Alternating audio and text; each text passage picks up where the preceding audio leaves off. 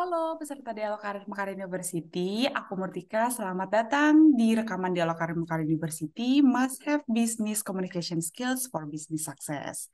Sebelum masuk ke rekaman materi, ada sedikit informasi penting nih buat kamu. Seperti yang sudah disebut dalam acara ini, kamu bisa mendapatkan diskon 60% di kursus-kursus berikut dengan mengisi Retas. Kamu bisa cek semua kursusnya di link berikut ya. Terima kasih dan selamat menonton rekaman Dialog Karir Mekar University berikut ini.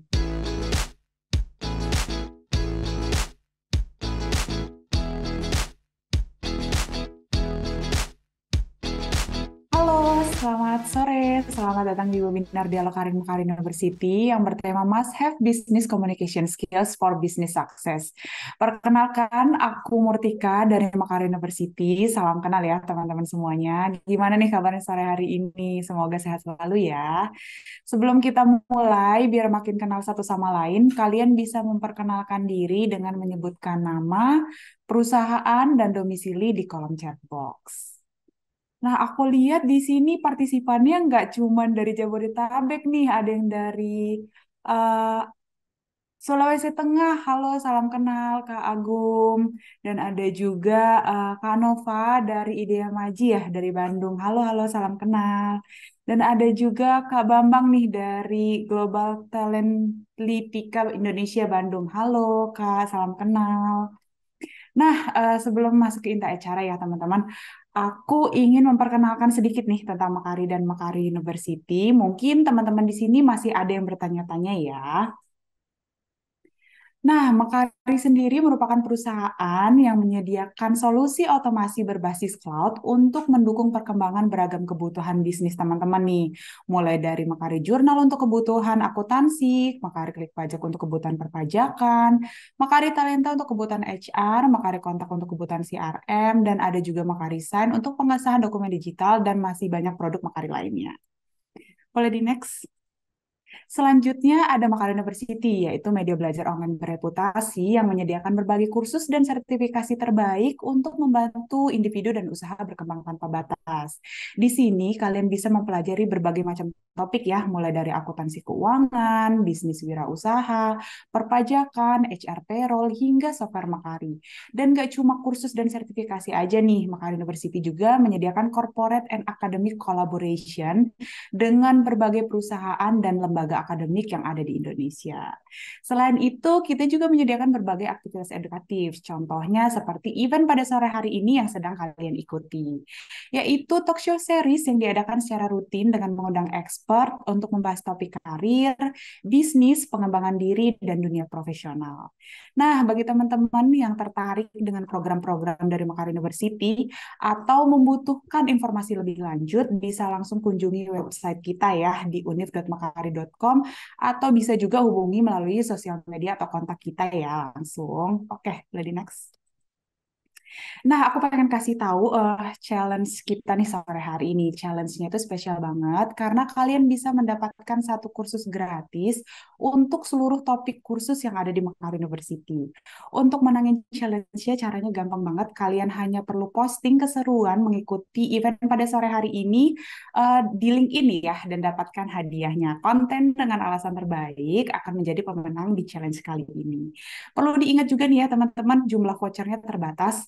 Pak, dan pastiin kalian langsung pastiin kalian mendapatkannya ya. Jangan lupa juga untuk wajib mention akun Mekar University.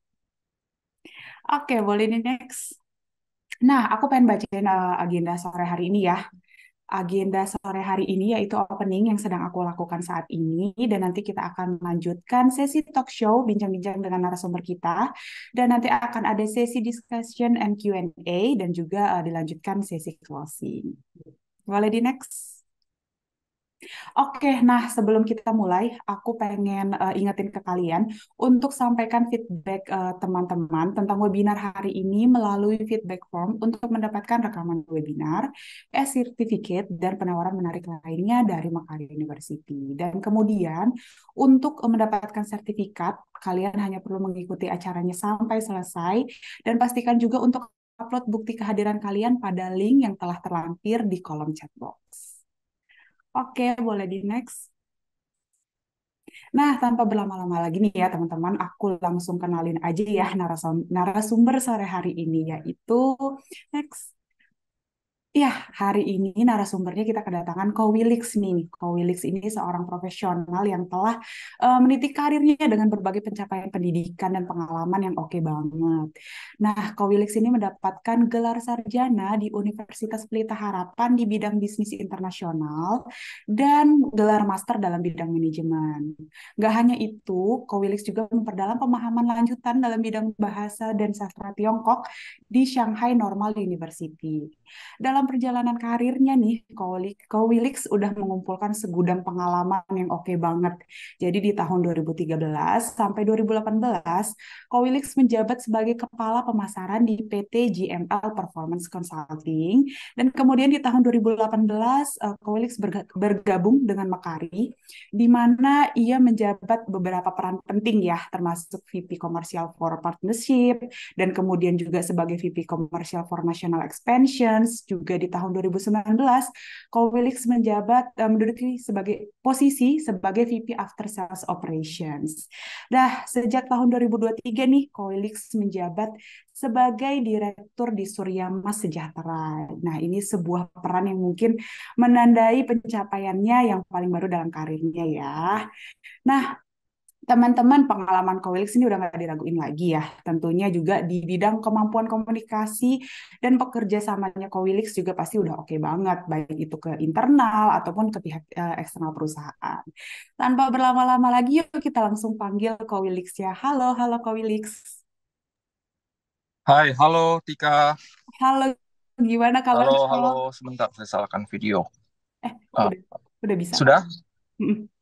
Oke, sorry. Sebelumnya saya di jalan. Saya tadi nggak sempat sampai tujuan. Tapi jelas ya suaranya ya. Video, Suaranya, suara jelas. suaranya udah kedengaran jelas sih kok di aku. Oke, oke. Siap, siap. Sorry, sorry. Saya lagi di jalan soalnya. Waduh, Oh, dengar dengar Tika barusan bilang apa? Profil diri, jadi mau terbang rasanya dipuji-puji di awal. Apa kabar iya. Tika? Baik, baik kok. Ah, Gimana nih? Gimana kabarnya sore hari ini kok? Udah siap belum nih baik. buat berbagi ilmunya nih ke teman-teman sore hari ini? Sharing lah, bukan bagi ilmu lah. Kita Iya, sharing, saya juga sharing. perlu Iya, benar-benar kok. perlu Iya. belajar lah dari teman-teman semua. Karena saya tadi Mm-mm. lihat chatnya kayaknya banyak teman-teman juga banyak yang profesional ya. Jadi Ah, kayaknya perlu banyak belajar juga sih dari teman-teman. ah.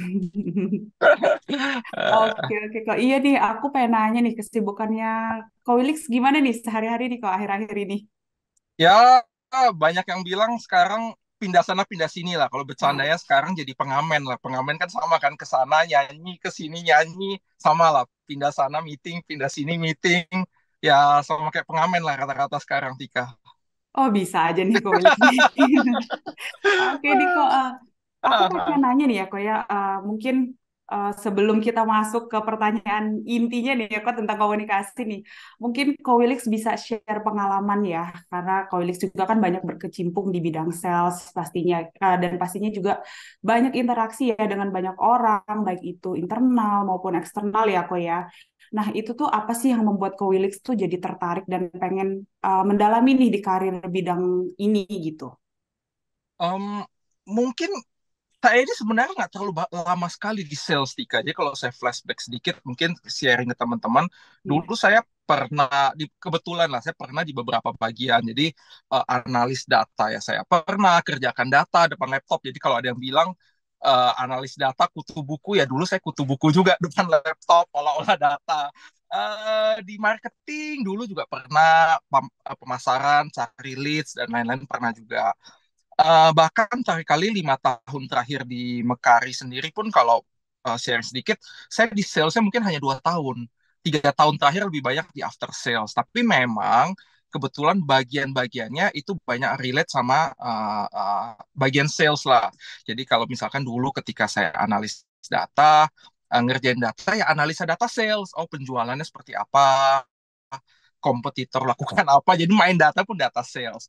Ketika marketing pun ya berhubungannya sama sales juga. Kira-kira sales butuh apa ya kita bantu dan lain-lain. Kali di Mekari juga ya awalnya di sales terus di after sales ya kita juga handle bantu teman-teman sales. Jadi kalau ditanya benar-benar orang sales bukan. ya 30-40 lah Tika sales itu ya. Tapi 30-40% sales, tapi justru kalau dilihat ke belakang justru ya banyak kan lebih banyak yang di quote unquote lah non salesnya sih Tika. Ah, Oke, oke. Wah, emang Felix keren sih kok. Soalnya pengalamannya nggak cuma di satu bidang aja nih ya kok ya. Eh, Nah, aku pengen nanya nih terkait komunikasi ya kok ya. Ya, jadi ya. mungkin kayak komunikasi itu mungkin suka dianggap sepele ya kok ya, baik itu ke pihak internal maupun ke eksternal. Yang menurut Ko Wilix nih, apa sih pentingnya peran komunikasi itu di dalam bisnis nih kok? Em, ya seperti yang Tika bilang lah ya, ada eksternal, ada internal. Saya pikir perannya sih kalau tanya peran, ya semuanya peran penting lah, nggak hanya komunikasi ya kalau kita ngomong ya. Kayak kebetulan kita lagi bahas topiknya komunikasi, ya mungkin kita akan spesifik komunikasi. Jadi mungkin teman-teman juga setuju lah, banyak faktor yang mempengaruhi dalam bisnis, nggak hanya komunikasi, banyak faktor-faktor lainnya. Cuman memang salah satu topik yang kita pelajari saat ini komunikasi, ya memang penting banget. Jadi kalau tadi Tika ada mention, eksternal, internal, ya sebenarnya komunikasi itu ya kalau kita dalam perusahaannya ada eksternal ke internal. Tujuannya pun saya pikir beda-beda ya. Kalau eksternal kan berarti kita berhubungan sama pihak luar biasanya, ya kan? Pihak luar tujuannya juga beda. Tujuannya apa sih? Kalau saya lihat tujuannya lebih banyak mungkin kita dapat informasi. Kadang-kadang perusahaan kita, misalkan kita mau lakukan apa, kita perlu tahu dulu di luar itu seperti apa. Nah, itu pasti kita ada collect information. Ada juga tujuan komunikasi eksternal, tujuannya apa? Untuk ya pasti close the deal, dapat deal. Ya nggak mungkin kita deal jualan ke dalam internal perusahaan, nggak mungkin Mekari jualan produknya ke karyawan ya kan nggak mungkin ya kan, jadi pasti jual keluar juga. Tujuannya get the deal. Kemudian saya pikir ada tujuannya yang lain ya, misalkan ya maintain existing customer. Jadi kalau kita udah dapat informasi, kemudian kita udah close the deal, kemudian kita pasti maintain dong customer-nya, jangan sampai lari. Ya, jangan sampai karena ada yang bilang kan lebih susah mempertahankan customer daripada mendapatkannya. Ya macam-macam lah. Nah, saya pikir eksternal tuh ada banyak banyak fungsi tujuannya. Nah, mungkin teman-teman yang di sini boleh tambahin lagi kira-kira tujuannya apa lagi. Mungkin saya kelewatan juga.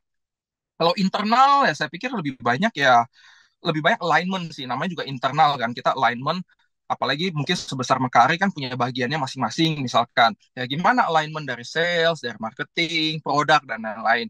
Mungkin Tika atau teman-teman kan mungkin dulu pernah denger ya, kayak ada yang cerita orang buta megang gajah gitu ya kan, ada yang mata ditutup, ada yang pegang ekornya, oh gajah itu panjang kayak ular gitu, ada yang bilang ya kan, ada yang pegang kakinya, oh gajah itu ternyata gemuk-gemuk kayak batang pohon gitu misalkan, atau ada yang pegang misalkan telinganya, oh gajah itu lebar ya dan lain-lain. Jadi ya peran dalam eksternal internal itu lebih alignment lah, jadi kayak oh ternyata maksudnya bagian ini, bagian A, B, C, D, kita align-nya seperti apa. Jadi saya pikir fungsinya pun macam-macam.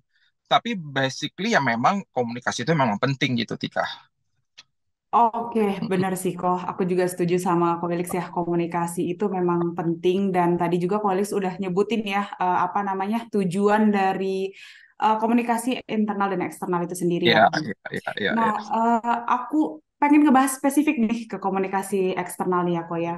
Mungkin kan kalau komunikasi eksternal itu kan target audiensnya lebih ke stakeholder eksternal gitu ya kok ya. Mungkin kayak Betul, betul. pelanggan, investor, vendor gitu kan ya kok. Ada Iya. nggak sih teknik komunikasi yang bisa dilakukan supaya pihak-pihak eksternal nih yang bersinggungan sama kita tuh mau ngedengerin dan pengen juga nih menjalankan kerjasama sama kita gitu atau mungkin kayak mau nih tertarik membeli produk kita gitu kok. Em, Kalau menurut saya ya, Tika ya, menurut saya sih baik eksternal internal menurut saya harusnya sama lah ya, karena peran dari komunikasi kan memang kita pertama menurut saya kita harus mendengar sih, baik eksternal atau internal, karena komunikasi itu kan kedua belah pihak, maksudnya kedua belah sisi lah ya, both way, nggak bisa hanya satu satu arah, jalan satu arah terus gimana pun tetap masih dua arah. Jadi sebelum jalan ke sana memang mesti mendengar, terutama eksternal, karena eksternal kan berarti kita yang butuh sebenarnya. Kadang-kadang memang kalau komunikasi eksternal itu sebenarnya kita yang butuh kalau point of view saya ya. Jadi misalkan satu perusahaan ya, kita kalau kita mau collect information, tujuannya apa? Oh kita mau dapetin informasi ya. Kita memang butuh kan informasi. Atau kita mau get the deal yang tadi saya bilang. ya memang kita butuh dapat deal tersebut.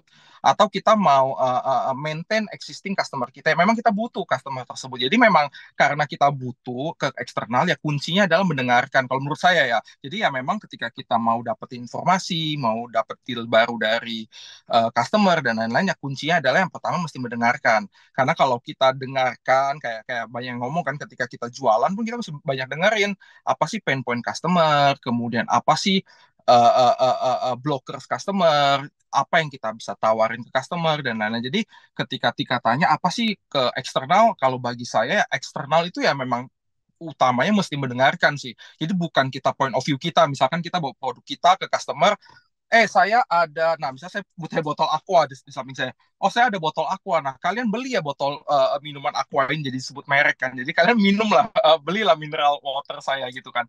Tapi sebenarnya ya kenapa customer harus berpikir kenapa saya harus beli gitu? Kenapa saya nggak beli merek lain misalkan? Jadi memang ya memang mesti mendengar sih kuncinya kalau menurut saya eksternal itu Tika. Oke kok. Jadi Ya, sebenarnya salah satu teknik pentingnya itu kita harus mendengarkan dulu ya kok ya apa yang dibutuhkan. Jadi betul, biar kita betul, tahu nih betul. blockersnya apa, pain pointnya apa gitu ya kok ya. Ya, ya, ya Oke. benar. Nah terus nih aku ada nggak sih aspek pasti ada ya hal apa ini yang menjadi penting untuk diperhatikan ketika melakukan komunikasi dengan pihak tersebut nih kok? Saya pikir ketika ngobrol ke pihak eksternal itu eh, medannya beda-beda, bahasanya medan beda-beda. Karena eksternal itu kita nggak bisa kontrol, kecuali internal ya. Dalam arti misalkan kalau kita punya perusahaan, kita mau hiring siapa, kita bisa kontrol nih. Oh, saya mau carinya orang sales yang sesuai dengan saya seperti apa. Saya mau carinya orang finance yang sesuai saya dengan seperti apa. Misalnya kalau dari point of view, kalau misalkan Bapak Ibu di sini punya perusahaan atau apapun ya, ataupun ketika punya tim lah, saya cari tim, biasanya saya akan cari orang yang saya cocok misalkan atau saya mempunyai chemistry sama saya. Tapi kalau eksternal itu kita nggak bisa kontrol. Kita mau jualan ke customer A, kita nggak bisa kontrol karakter customer seperti apa. Kita mau jualan ke customer B, kita juga nggak bisa kontrol. Umurnya kita nggak bisa kontrol. Kita mau ketemu yang seperti apa. Mungkin jenis kelaminnya kita nggak bisa kontrol. Mungkin background yang kita nggak bisa kontrol. Jadi pada dasarnya saya pikir kalau ngobrol ke pihak eksternal ya kuncinya adalah mesti pahami sih lawan bicara kita siapa. Pasti beda kan ketika kita berbicara dengan yang seumuran dengan yang misalkan senior yang mungkin sudah berumur. Pasti beda gaya ngomongnya. Atau kita bicara dengan laki-laki sama perempuan ya pasti beda juga kita bicaranya. Atau kita bicara misalkan ada juga yang berbicara kadang-kadang komunikasi itu kan kita mencari persamaan. Jadi ketika kita lihat ketemu orang dan kita punya persamaan biasanya akan lebih nyambung tuh biasanya.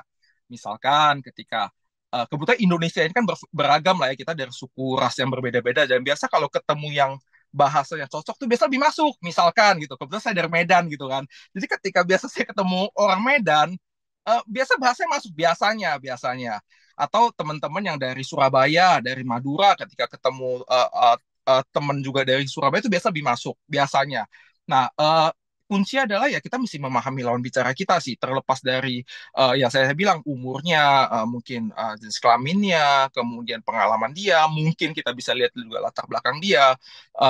Ketika kita bisa masuk ke sana ya harusnya itu lebih memudahkan kita quote unquote ya, lebih memudahkan kita untuk bisa ini sih bisa bisa masuk ke eksternal kita. Tapi kuncinya adalah eksternal itu satu ada menurut saya kita nggak bisa kontrol karena itu faktor eksternal kita nggak bisa kontrol. Kita nggak bisa tentuin siapa lawan bicara kita, siapa yang kita akan hadapi.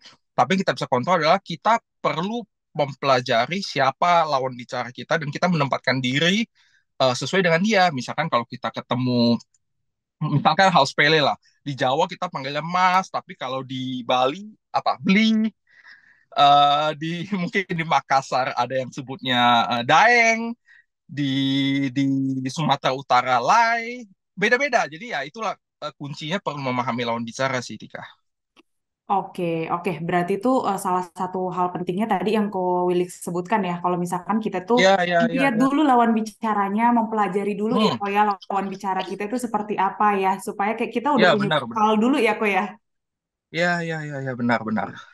Oke, lanjut nih ya, Ko ke pertanyaan berikutnya. Nih, gimana kita tuh sebagai representatif perusahaan tuh mengelola citra dan first impression nih, Ko saat melakukan komunikasi? Mungkin Ko Willy bisa share.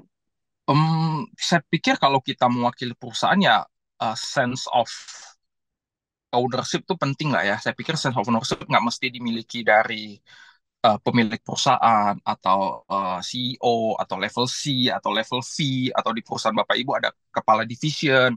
Nggak hanya itu, tapi mungkin dari level level semua level harus punya sense of ownership. Karena kalau kita punya rasa memiliki terhadap perusahaan, ya pasti beda nih cara kita berbicara sama lawan ya. Karena kita memiliki, oh berarti kita harus mewakili perusahaan kita. Saya tahu memang sense of ownership itu nggak semuanya punya standar yang sama. Karena gimana pun pasti ya, ketika karyawan berpikir ya memang saya karyawan, kenapa saya harus berpikir sebagai owner itu menurut saya hal yang lumrah. Karena karena bisa aja karyawan berpikir ya itu memang tanggung jawab karyawan, tapi gimana pun saya pikir saya agak encourage how the way we think lah ya. Jadi kalau memang kita apapun posisi kita, kita perlu bertanggung jawab terhadap posisi tersebut sih dan ada sense of ownership karena biarpun kita karyawan, ya ini memang perusahaan kita. Jadi kalau memang kita membawa impact yang kurang baik terhadap perusahaan, ya ujungnya impact ke saya juga. Misalkan saya mewakili Mekari, ketika saya datang ke perusahaan, ke customer, saya quote unquote menjelek-jelekan Mekari. Nah, lama Mekari jelek, ujung-ujungnya impact ke saya juga ujung-ujung sebagai karyawan penjualannya mungkin menurun, kemudian reviewnya nggak bagus dan lain-lain, customer nggak ada yang mau beli lagi ya susah juga ke depannya. Jadi saya pikir sense of ownership itu perlu sih dimiliki dari setiap kita lah ya, apapun bagian kita. Jadi kalau memang kita bagian masih muda, mulai dari staff ya memang kita harus memiliki sense of itu baik dari bawah maupun sampai yang tertinggi lah. Saya pikir itu Tika. Oke, oke, kok Aha, setuju sih sama Ko Felix ya. Jadi kalau misalkan memang kita mau ngejaga atau apa mengelola citra dan first impression kita nih, apalagi atas nama perusahaan, kita harus punya sense of ownership itu sendiri ya, kok ya. betul betul Oke, betul betul. pertanyaan selanjutnya ya, masih relate nih ya. Apa namanya? Aku pengen nanya sih, kayak kita ketika berbicara nih tentang komunikasi, tentunya itu kita tuh pengen punya hubungan kerjasama itu dapat berkelanjutan nih, Ko. Nah, Ya. ada nggak sih saran dari Ko Wilix supaya kita tuh dapat mengelola komunikasi dengan partner kita atau baik itu vendor atau pihak eksternal lainnya nih ya, Ko, yang bisa berkelanjutan dan gak cuma kayak satu kali kerjasama aja terus putus gitu kok di situ. Nah, pengen itu berkelanjutan gitu. Nah, Ya, itu ya, gimana ya, gitu? ya. Ya, karena memang banyak lah ya. Maksudnya apalagi mungkin saya cerita sedikit lah. Mungkin bukan orang lain sales lah ya. Ketika dulu saya jualan, sempat ada posisi yang berpikir memang silo gitu. Saya jualan ya jualan. Sales itu kan memang tujuannya memang acquire new customer, selesai. Target saya bukan maintain gitu. Tapi ya memang kembali lagi memang point of view-nya ya tadi saya bilang harus a sense of ownership itu sendiri. Jadi ketika kita merasa oh saya hanya hit and run, target saya hanya jualan new. Tapi ketika maintain itu tugas tanggung jawab yang lain gitu ya, itu point of view yang saya pikir kurang tepat lah ya. Karena kalau memang kita point of view-nya adalah hit and run, memang as long as kita bisa target kita, tapi kita nggak bisa retain customer di belakang, ujung-ujung cepat atau lambat itu akan impact ke kita. Betul ya, karena kalau misalkan kayak saya ambil contoh misalnya Mekari lah subscription ketika kita acquire customer baru dia memang subscribe jurnal atau talenta atau apapun. Tapi ketika kita nggak jaga dia baik-baik, ketika dia di belakang berhenti berlangganan, itu akan impactnya secara langsung akan ke sales. Karena dilihatnya company kan pasti point of view company adalah dilihatnya totalan. Berapa yang baru di bulan tersebut. Baru itu baik yang dari existing maupun dari new kan. Jadi ketika yang new-nya masuk tapi existing-nya banyak yang bocor di belakang, ya ujung-ujung secara company kan sama aja net off-nya. Nah, itu point of view yang saya pikir harus baik setiap bagian tuh punya point of view yang lebih helikopter view lah. Jadi nggak hanya lihat oh silo saya hanya fokusnya di sales atau oh saya finance saya hanya taunya bikin laporan keuangan aja setiap tanggal 5 saya harus submit ke bos atau saya marketing yang penting saya dapat 1.000 leads udah cukup lah target saya atau saya bagian-bagian yang lain lah. Jadi saya pikir ya memang setiap itu peranan dari leader juga saya pikir karena gimana pun staff itu pasti dia punya point of view yang limited lah. Tapi leader itu yang memang mesti bawa point of view yang lebih besar, kasih tahu ke timnya ya gimana kalau kamu harus lihatnya lebih point of view yang lebih besar. Karena kalau kamu lihat point of view besar ya kamu akan lebih bisa masing-masing ngejar targetnya masing-masing ya ujung-ujungnya pasti impact-nya cepat atau lambat akan ke individu kita juga sih. Oke, oke, oke. Oke. Ya, Ya, berarti itu emang kita tuh harus set dulu ya kok mindset yang tepat ya kok ya. Jadi bet sense of ownership-nya balik lagi ya kok ke sense of ownership-nya itu betul, diatur dulu betul, ya kok ya. betul. Oke, oke. Oke, menarik nih kok. Nah, aku pengen ngebahas sedikit nih ke internal ya kok ya. Kalau kita tadi kan kita udah bahas eksternal, jadi aku pengen tahu POV-nya secara internalnya nih ya kok ya. Kalau kita tarik ke dalam komunikasi internal itu kan tujuannya emang agak sedikit berbeda ya kok, kayak tadi Ko Wilik sebutkan di awal ya, di mana komunikasi internal itu kan tujuannya salah satu tujuan nih untuk kolaborasi atau kerjasama dengan internal tim. Nah, apakah ada etika tertentu ketika kita berbicara dengan pihak internal? Mungkin kayak komunikasi secara, baik itu komunikasi secara horizontal maupun vertikal, itu seperti apa, Niko? Em, saya pikir baik vertikal atau horizontal itu harusnya, menurut saya pribadi ya, itu harusnya sama saja, Tika. Karena baik vertikal atau horizontal ya tujuannya memang kita mesti sampaikan apa yang memang inilah ya, maksudnya memang poin-poin apa yang kita mau sampaikan. Jadi ketika hanya di teori sih menurut saya pribadi ya, ketika vertikal atau horizontal komunikasi, tapi memang kunci dari komunikasi adalah gimana kita bisa align point of view kita atau ke maksud dan tujuan kita kepada lawan bicara kita. Jadi selama kita bisa menempatkan diri, kemudian kita juga tahu lawan bicara kita, baik vertikal atau horizontal, saya pikir harusnya sama saja sih, Tika. Oke, oke kok. Nah, kalau ngomongin tentang komunikasi internal nih ya kok ya, kalau dari pengalaman Kowilik sendiri nih, ada nggak sih tantangan ketika melakukan komunikasi secara internal? Mungkin Kowilik nih pengalamannya kan udah lumayan banyak ya. Bisa di-share nih kok pengalaman Kowilik nih. Ketika komunikasi internal ya Mas Tika ya. Iya, benar komunikasi secara internal nih kok. Sebenarnya ada tantangannya macam-macam. Jadi komunikasi internal atau eksternal itu sendiri punya tantangan beda-beda. Kalau internal sendiri pada dasarnya yang saya bilang, setiap bagian internal itu punya konflik of interest yang berbeda-beda. Misalkan ketika kita bicara sales lah, sales ya tujuannya adalah mau cari revenue, cari order. Tapi ketika kita bicara mengenai marketing, ya memang mau carinya adalah leads atau gimana kita ningkatin share kita dan lain-lain. Ketika kita bicara finance, ya point of view adalah gimana bisa on time, compliance misalkan. Atau ketika kita bicara mengenai bagian audit, ya pasti compliance, gimana memenuhi SOP dan lain-lain ketika kita bicara bagian dan termasuk bagian yang lain-lainnya. Jadi challenge-nya adalah gimana kita bisa align dari vision mission. Maksudnya dalam arti apa goals dari company dan kemudian kita bisa cascade ke setiap bagian karena gimana pun yang tadi saya bilang ketika di awal lah ya dalam internal itu komunikasi internal itu lebih banyak menurut saya pribadi adalah gimana kita bisa align vision mission dari company yang tadi saya sempat analogikan. Jadi kalau dalam internal itu kan biasa silo yang mata ditutup yang pegang gajah.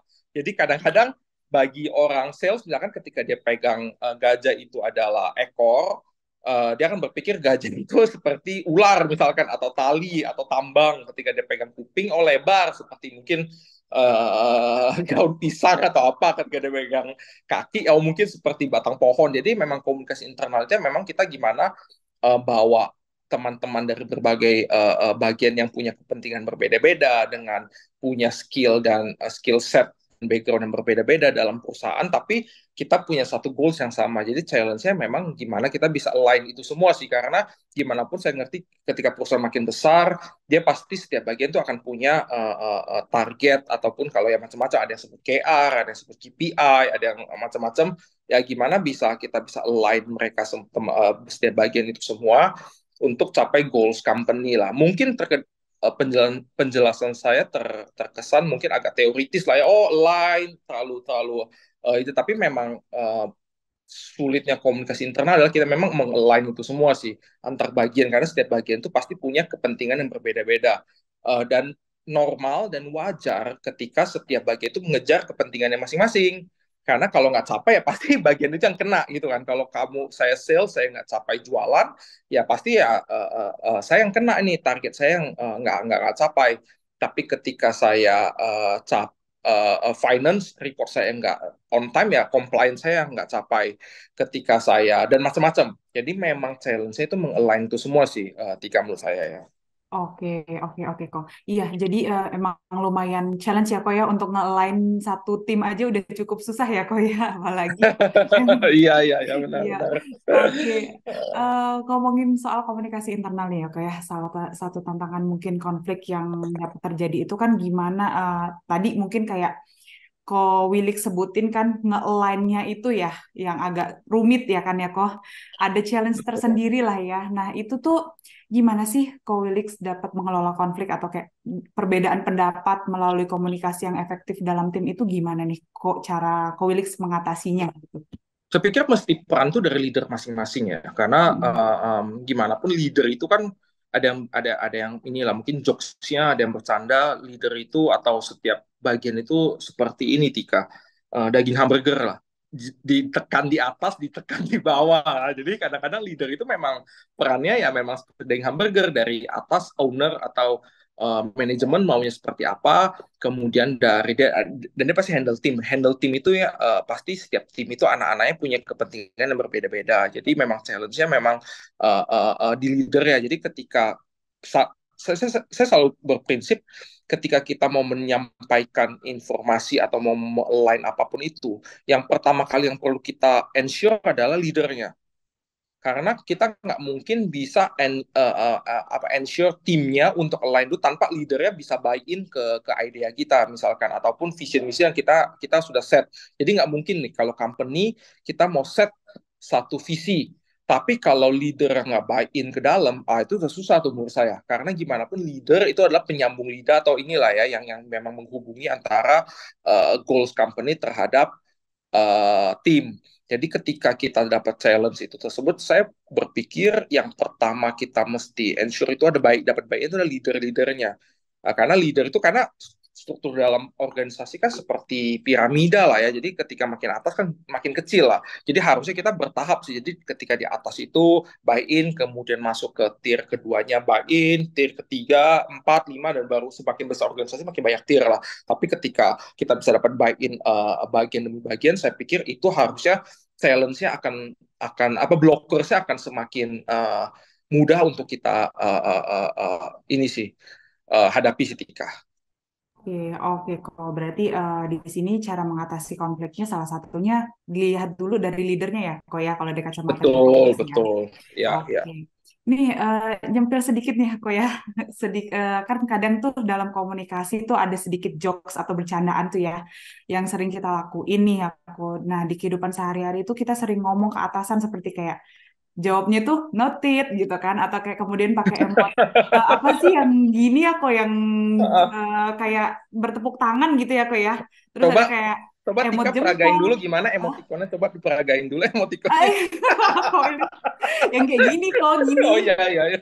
itu terus yang kayak jempol gitu. Oh. Nah itu menurut Koinix nih pandangan Koinix tuh tentang penggunaan emoji saat berkomunikasi di dalam bisnis itu seperti apa nih kok? Gimana sih Oh. sebenarnya etika atau saran penggunaannya? Atau mungkin kan dari kacamata aku sebagai apa staff biasa nih aku ya kan kayak oke notit yang kayak gitu. Nah dari Kowilix nih sebagai atasan tuh gimana menanggapinya gitu?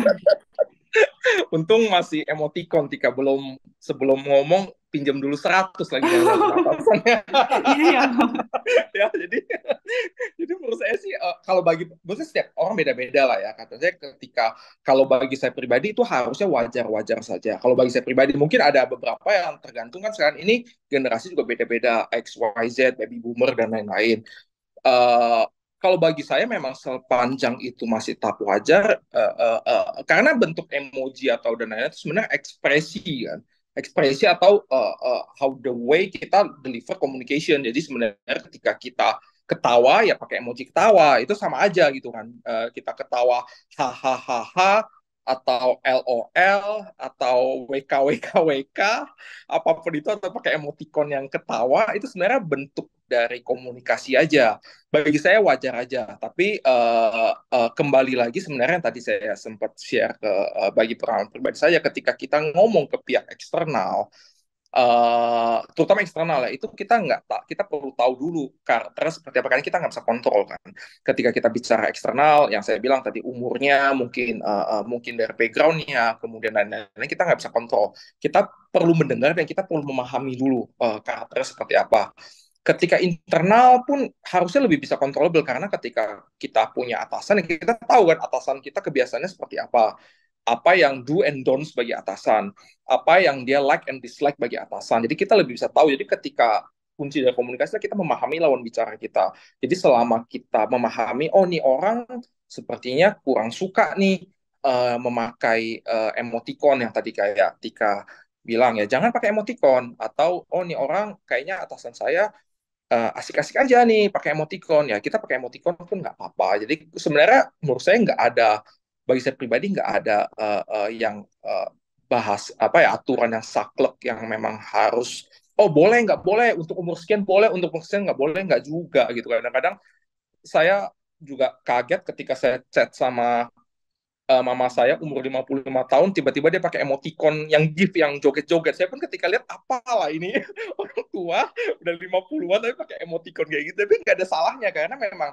saat ini kita nggak bisa teknologi, kemudian tren dan lain-lain kan sekarang udah TikTok, Instagram, YouTube, ya memang informasi itu berkembang pesat. Jadi ketika ada yang memang uh, uh, uh, uh, menggunakan tersebut, ya menurut saya sah-sah aja. Tapi peran kita adalah memang ketika kita komunikasi keluar, kita mesti memahami lawan bicara kita. So jadi ketika kita tahu lawan bicara kita seperti apa, ya peran kita adalah menyesuaikan terhadap lawan bicara kita, Tiga. Oke, kok berarti nanti ini dikondisikan dulu ya, kok ya. Kita Iya, jadi kemana kalau nih ketemu lawan bicaranya ya, kok ya? Kalau ketemu misalkan emang atasan kamu uh, atasan kamu asik, ya kamu bisa lah pinjam dulu 100 sama dia. Ya. iya, ini tergantung, iya tergantung juga ya, kok ya lawan bicaranya. Kalau Iya, iya, dan iya. konteks pembahasannya lagi kemana gitu ya, kok ya. Betul. Oke, oke nih kok masuk ke pertanyaan terakhir. Kita kan udah ngomongin ya kok ya tadi terkait komunikasi internal, eksternal ya kok ya. Nah, Ya. dari Ko Wilik sendiri nih kira-kira tuh ada nggak sih kayak skill apa aja yang perlu kita asah untuk berkomunikasi dengan berbagai pihak tuh? Skill pada dasarnya menurut saya komunikasi itu jam terbang sih, jam terbang. Jadi memang komunikasi kalau kita lihat lah, kebetulan dulu dulu saya pernah di konsultan, jadi konsultan dulu saya pernah konsultan di manajemen, tapi kebetulan perusahaan konsultan saya dia punya soft skill juga, jadi saya sempat sempat lah icip-icip trainer dan lain-lain, kemudian pelajari teori communication skill dan lain-lain lah.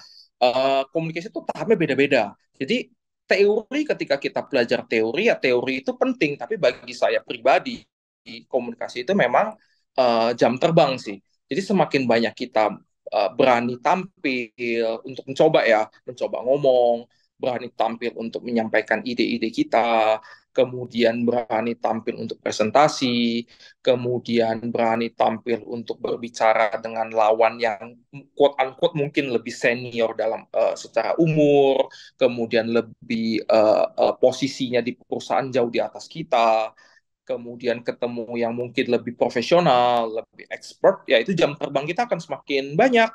Karena komunikasi itu saya pikir bukan sesuatu yang textbook ya, bukan sesuatu yang harus belajar secara teori. Karena kalau kamu belajar teori bisa aja hafalan.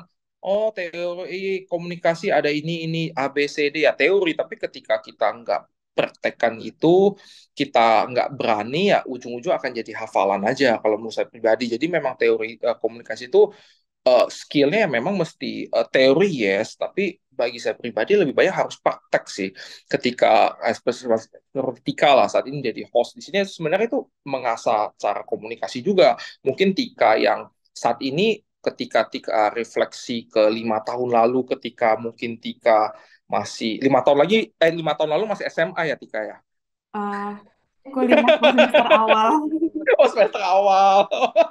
Berarti ketahuan lah umurnya ya, kan? Ketahuan nih kok. Nggak, Iya. bagi saya uh, refleksi itu pasti ketika refleksi ketika 5 tahun lalu, oh, kayaknya saya dulu kayaknya nggak berani deh jadi host. Saat ini wah pesertanya 100 lebih gitu kan. Mungkin ketika sebelum jadi host malamnya udah nggak bisa tidur lah mikirin, mungkin ya, mungkin. Tapi sekarang mungkin kemarin Tika habis tidur nyenyak atau habis nongkrong sampai subuh kita juga nggak tahu. Pagi sekarang seger-seger aja gitu kan. Jadi ya memang komunikasi itu jam terbang lah. Mungkin Tika yang 5 tahun mendatang juga pasti berbeda dari sekarang karena memang mengasah. Dan saya pikir never ending study sih mengenai komunikasi itu. Jadi ya itu akan berproses dan berevolusi terus. Ketika kita bertambah umur, ketika kita berani ambil bagian dalam komunikasi, ya just a matter of time ya skill set komunikasi kita akan berkembang lah. Itu Oh, Tika. oke, thank you banget nih kok ya. Jawabannya emang daging-daging semua nih ya kok ya. Nah, teman kayak ya ini sesinya untuk bincang-bincangnya sampai sini dulu kok. Nanti kita akan ketemu lagi di sesi Q&A ya kok ya. Oke, siap. Thank you, Oke, Tika. thank you kok. Thank you banget ya Ko Wilix atas jawaban yang benar-benar insightful banget. Nah, teman-teman di sini yang seperti Ko Wilix sampaikan ya, kalau komunikasi itu penting banget dalam membangun hubungan baik internal dan eksternal bisnis, di mana kita juga harus punya jam terbang juga tadi ya yang Ko Wilix sebutin dan juga banyak praktis ya dan ada juga kalau Felix nyebutin juga kalau misalkan kita juga penting untuk tahu teori-teori communication skill untuk mengasah kemampuan kita ya. Nggak hanya itu juga mungkin kayak presentation skillnya juga, business negotiationnya juga, dan leadershipnya juga. Dan itu juga harus terus diasah ya kata Felix tadi ya. Nah kebetulan di Mekar University ini ada kursus-kursus yang bisa ngebantu teman-teman dalam menguasai kemampuan tersebut. Simak terus informasi dari aku untuk promo menarik kursus-kursus tersebut ya. Sebelum masuk ke sesi Q&A, aku ingin mengingatkan kembali ke teman-teman yang punya pertanyaan kepada narasumber kita sore hari ini, bisa langsung mengirimkan pertanyaannya ke dalam Q&A ya, kolom Q&A. Nanti kita akan jawab pertanyaan dari teman-teman di sesi Q&A. Oke, boleh next. Nah, buat teman-teman di sini, khususnya ya tim sales, tim customer, manager, atau business owner, ini saatnya kalian meningkatkan komunikasi di dalam penjualan dan layanan pelanggan agar pendapatan serta performa bisnis kalian itu meningkat tajam dengan aplikasi CRM yang fleksibel dari Makari Kontak. Karena dengan Makari Kontak, kalian bisa mengelola seluruh interaksi pelanggan pada sistem terpusat secara otomatis, melacak seluruh aktivitas bisnis dalam aplikasi CRM secara real time, mengakses seluruh data pelanggan dengan lebih mudah, dan juga bisa memberikan pengalaman pelanggan secara konsisten di seluruh channel bisnis. Wah, mantap sekali ya. Dengan satu aplikasi Makari Kontak, komunikasi internal dan eksternal bisnis kalian juga bisa jadi lebih efektif. Yuk, segera sampaikan kebutuhan kalian di feedback form kita ya. Oke, next. Oke, aku pengen ingetin lagi ya untuk challenge sore hari ini, kalian bisa mendapatkan satu kursus gratis untuk seluruh kursus yang ada di Mekari University. Untuk menangin challenge ini caranya gampang, kalian hanya cukup posting keseruan mengikuti event pada sore hari ini di LinkedIn ya. Nah, konten dengan alasan terbaik akan menjadi pemenang di challenge kali ini. Jumlah vouchernya itu terbatas, jadi pastiin kalian dapetin ya. Jangan lupa juga untuk wajib mention akun Mekari University. Boleh di next. Nah, teman-teman yang mau punya passive income nih ya, kalau teman-teman punya rekan atau atasan yang membutuhkan software Mekari, mulai dari Mekari Jurnal, Mekari Talenta, Mekari Kontak, Mekari Klik Pajak, Mekari Sign, dan produk-produk Mekari lainnya nih, untuk cara gabungnya silakan scan barcode di layar teman-teman atau klik link yang ada di chat box. Nanti akan ada tim Mekari University yang mengarahkan. Bagi teman-teman yang berhasil merekomendasikan, maka kalian akan mendapatkan komisi hingga jutaan rupiah. Semakin banyak yang berhasil kalian rekomendasikan, maka semakin banyak juga yang dapat penghasilan tambahan yang akan kamu dapatkan. Oke, boleh di next. Nah, kita masuk ke sesi discussion dan Q&A nih. Aku pengen manggil Kak Wilix lagi. Halo Kak Wilix. Ya, Halo, halo Tika. halo kok balik lagi nih ya Kak ya. Kita mau udah siap belum nih kok mau jawabin pertanyaan-pertanyaan dari teman-teman yang Aduh, siap nggak siap kan ya. jadi ada langsung aja ya kok. Jadi ada Ya, pertanyaan ya. ya yang masuk dari Rusi Dilan. Katanya berdasarkan pengalaman Kowilix nih, gimana peran penting pemanfaatan teknologi dalam mendukung komunikasi di dunia bisnis dengan maksimal? Boleh silakan kok.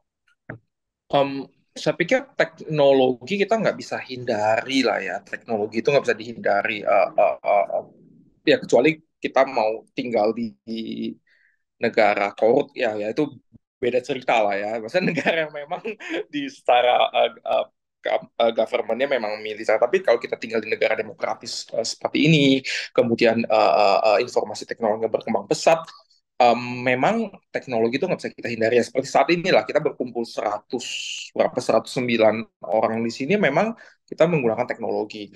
Tapi kembali lagi teknologi hanya channel lah, channel how the way kita komunikasi karena kalau kita reflect ke saya pikir kalau kita reflect ke uh, um, tahun-tahun sebelumnya lah dulu mungkin ketika zaman orang tua kita komunikasi mungkin masih mengirim surat mungkin ya masih pacaran kirim surat kantor pos gitu zaman saya SMA dulu aja mungkin telepon gebetan masih ke wartel dulu dulu saya ingat tuh masukin koin telepon gebetan wartel gitu kan kemudian mungkin dulu ada sempat orang tua yang pakai pager komunikasi teknologi kemudian berkembang handphone dulu ya zaman-zaman awal saya masih ingat 15-20 tahun lalu mungkin masih Nokia, BlackBerry Messenger, uh, um, kemudian saat ini mulai berkembang kita pakai video call, ada Google Meet, Zoom. Jadi memang teknologi itu memang kita nggak bisa hindari itu hanya channel yang memang kita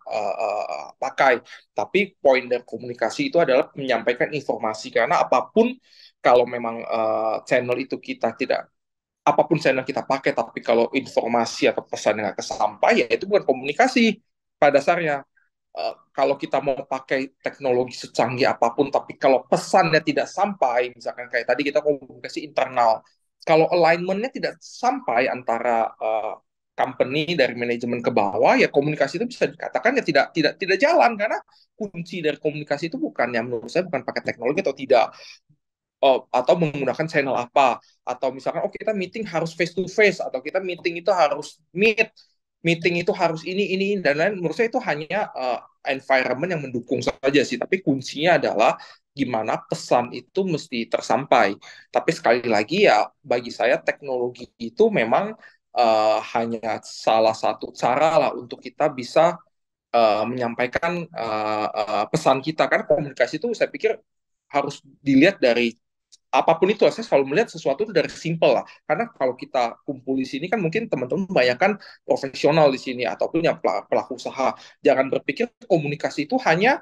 sesuatu yang memang dalam skala profesional oh saya ngomong ke customer saya ngomong ke investor saya ngomong ke vendor saya ngomong ke tim saya ngomong ke saya nggak hanya itu sih kita di rumah komunikasi ke orang tua pun komunikasi ada istri suami itu pun komunikasi adik, kakak, anak itu pun komunikasi. Jadi kalau memang kita harus pakai teknologi misalkan, apakah benar misalkan Tika nanti menikah mau ngomong sama suami di ranjang pun harus video call kan enggak gitu kan ya kan. Jadi menurut saya komunikasi itu pesan sih. Poin utama adalah pesan. Jadi teknologi itu hanya caranya saja dan enggak selalu kita harus pakai channel tersebut. Memang iya saat ini teknologi berkembang, ya kita mengikuti zaman. Tapi poinnya adalah kita nggak bisa terbelenggu dengan teknologi itu sendiri. Karena even kita pakai teknologi, tapi kalau pesan yang nggak sampai, ya buat apa? Kalau kita misalkan bapak ibu atau teman-teman saya punya suami atau punya pasangan istri, ya masa iya kita lebih pilih mana ngobrol sama pasangan pakai di depan-depanan pakai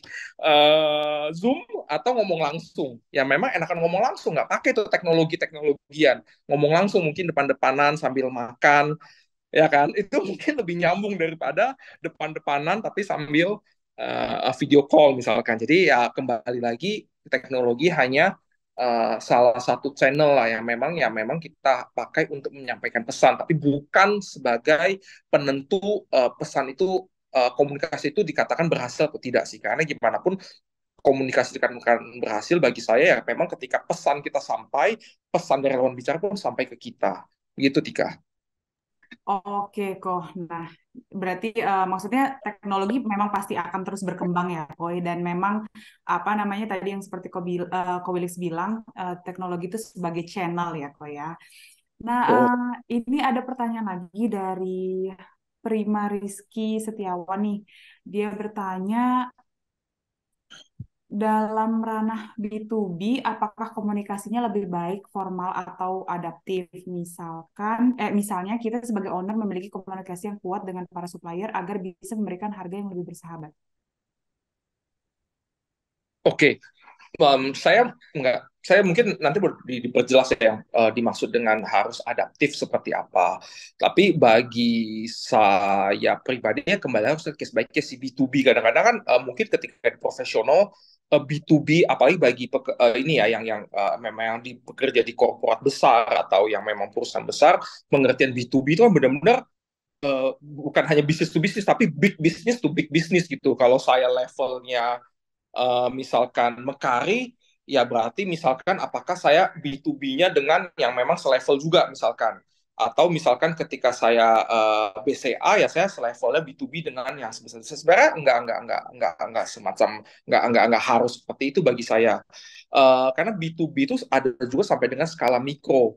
Misalkan ketika orang jual permen ke warung, ya B2B juga.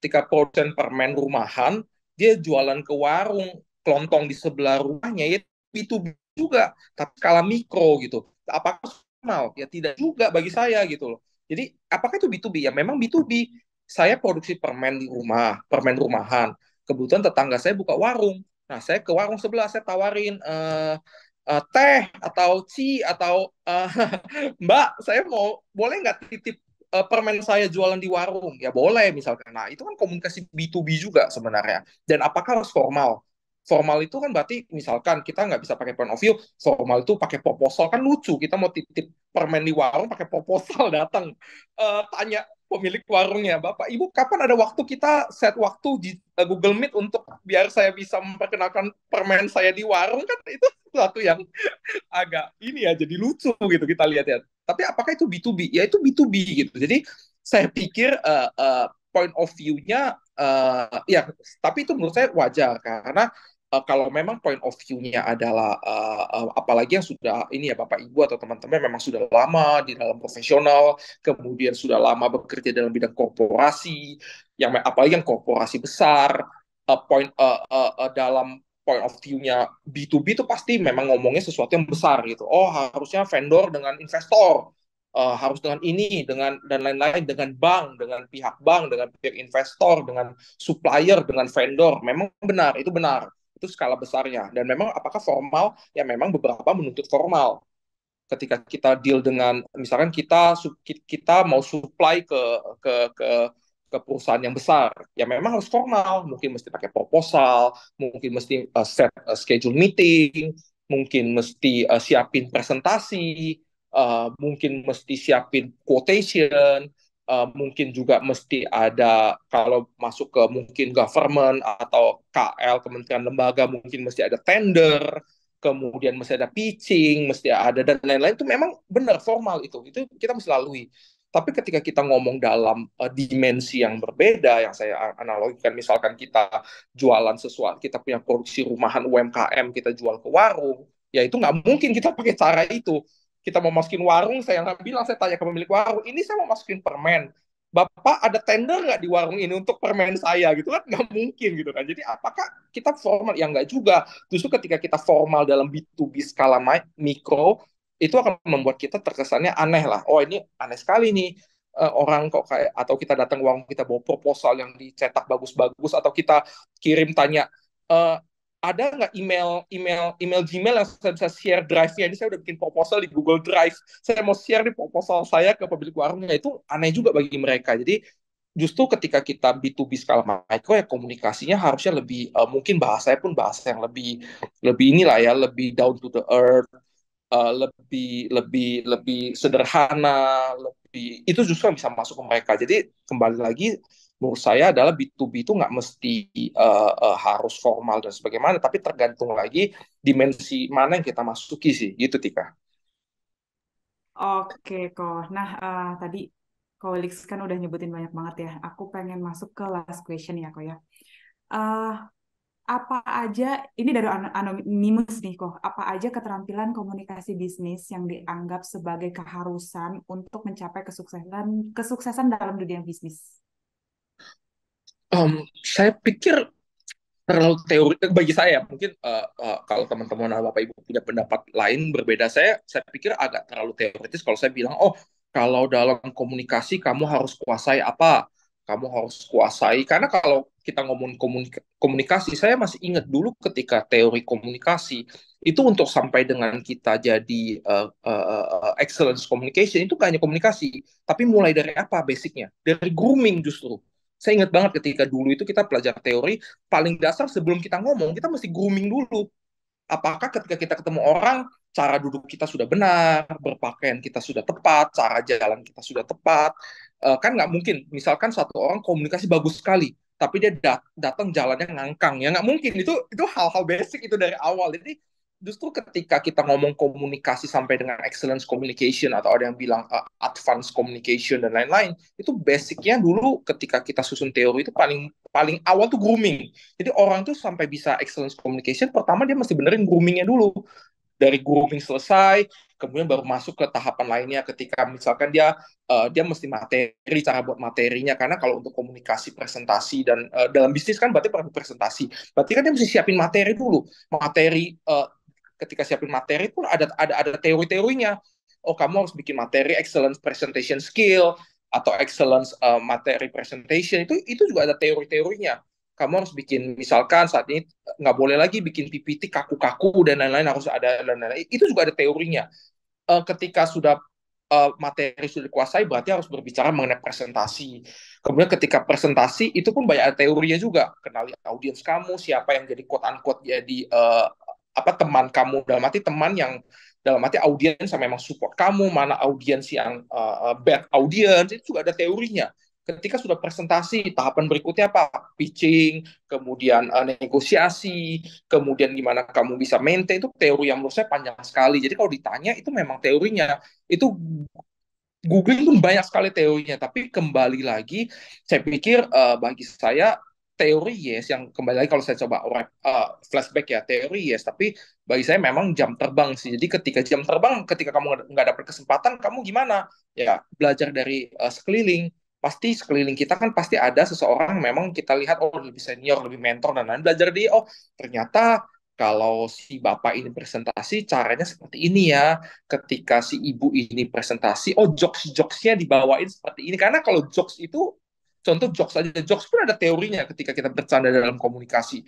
Jadi nggak mungkin kita lagi presentasi atau lagi ngobrol semi, kita selipin jokes yang nggak tepat. Nah, itu kan garing. Oh, ini orang kenapa jayus banget gitu. Nggak tahu kalian masih tahu istilah jayus nggak, itu mungkin bahasa saya SMA kali. Jadi ini kenapa ini orang nggak nyambung banget ini bercandanya gitu. Jadi coba lihat ini sih. Jadi menurut saya memang mesti belajar dari sekeliling, kemudian memang masih praktis. Teori itu bisa dibaca lah, bisa dilihatin, tapi menurut saya teori itu ya memang uh, nice to know aja. Tapi paling penting itu memang belajar dari sekeliling, dan harus latihan lah, praktis. Kayak pilot lah, pilot kan kadang-kadang kalau kita lihat pilot senior itu bukan dilihat dari umur pilot ya, bukan dilihat dari umur dikatakan senior, bukan dilihat dari masa kerja, tapi dilihat apa, dari jam terbang. Oh, pilot ini sudah 30.000 jam terbang, misalkan mengendarai misalkan Boeing atau apa, atau oh, pilot ini baru 10.000 jam terbang. Ya memang sama seperti komunikasi, jam terbang itu, pengalaman itu yang paling penting lah. Of teori sih, teori itu kita perlu tahu, tapi bukan jadi patokan. Oh, saya harus ketika saya presentasi, tahapan pertama saya harus menyapa audiens, tahapan kedua menanyakan kabar audiens, tahapan ketiga basa-basi dengan speaker apa kabar dan lain-lain, tahapan keempat masukin jokes. Ya saya pikir nggak simple seperti itu sih, tapi ya kadang-kadang mesti lihat kondisi, kemudian ya memang mesti jam terbang sih menurut saya komunikasi itu, Tika. Oke, thank you Ko. Ini tadi penjelasannya udah lengkap banget. Nah, thank you banget Ko udah mau jawabin pertanyaannya. Sebenarnya pertanyaannya masih banyak yang nanya, cuman sayangnya waktunya nih terbatas ya Ko ya. Thank you banget Ko Wilix udah mau jawab pertanyaan dari teman-teman ya. Nah, teman-teman, nggak kerasa waktu sesi Q&A-nya udah berakhir. Tadi kita kan udah ngomongin komunikasi ya, pakai emoticon. Yuk, boleh teman-teman kasih emoticon terbaik kalian untuk Kowidix nih. Nah, semoga sesi hari ini membantu menjawab rasa penasaran kalian ya. Oke, boleh di next. Nah, teman-teman, sekarang aku pengen memperkenalkan kursus dari Makarim University nih. Bagi teman-teman yang ingin mendalami lebih lanjut dengan komunikasi eksternal atau ingin mengasah kemampuan untuk closing penjualan lebih baik lagi, kita ada nih kursus Business Presentation Skill yang dibawakan langsung oleh Kowilix. Oke, boleh lanjut. Nah, kenapa kalian harus belajar bersama Makar University? Karena di dalam kursus Makar University ini kalian bisa mendapatkan kemudahan akses kursus yang fleksibel dimanapun dan kapanpun, praktik langsung dengan studi kasus yang intensif dan template pengerjaan, sertifikat penyelesaian, dan pembelajaran dari praktisi berpengalaman. Salah satunya ini dari Kowilix ya. Dari penjelasan sesi hari ini udah kebayang dong ya jagonya Kowilix gimana. Oke, buat teman-teman yang udah banyak mendapatkan pembelajaran pada sore hari ini dan pengen tahu lebih banyak lagi, teman-teman bisa langsung self-learning juga dari kursus-kursus yang ada di Mekar University seperti Business Presentation Skill, Leadership, konsep kepemimpinan efektif, Business Negotiation, Leadership First Time Manager, dan ada juga Basic Concept of Leadership. Karena kamu udah ikut nih event pada sore hari ini, ada promo spesial dari kita. Kursus ini harganya dimulai dari 19 ribuan aja. Caranya gampang, kalian hanya perlu mengisi feedback form dan menyelesaikan kelas untuk live vouchernya, atau klik link yang rekan aku kirimkan di kolom chat box. Jika teman-teman ingin mengeksplor topik lain dari Makarim University, kalian bisa langsung kunjungi website unif.makarim.com atau scan barcode di layar kalian ya. Oke, boleh di next. Nah, terakhir nih, aku ingin ingatkan kembali ke teman-teman, bagi yang belum menyampaikan feedback teman-teman pada sore hari ini, untuk segera langsung mengisi feedback form teman-teman dengan klik link di kolom chat box agar mendapatkan rekaman webinar, e-certificate, dan penawaran menarik lainnya dari Mekar University. Oke, boleh di next. Oke, sebelum mengakhiri sesi hari ini ya, aku ingin menyampaikan terima kasih banget untuk teman-teman yang udah mau mengikuti event webinar sore hari ini. Dan juga aku pengen ngucapin terima kasih banyak Kowilix yang sudah menyempatkan waktunya ya untuk sharing-sharing ke peserta pada sore hari ini di sela-sela waktu dan jam sibuknya nih ya. Semoga materi yang diberikan dapat bermanfaat untuk teman-teman semua. Sampai bertemu di webinar Dialog Karir Mekar University berikutnya. Sampai jumpa dan selamat sore. Thank you.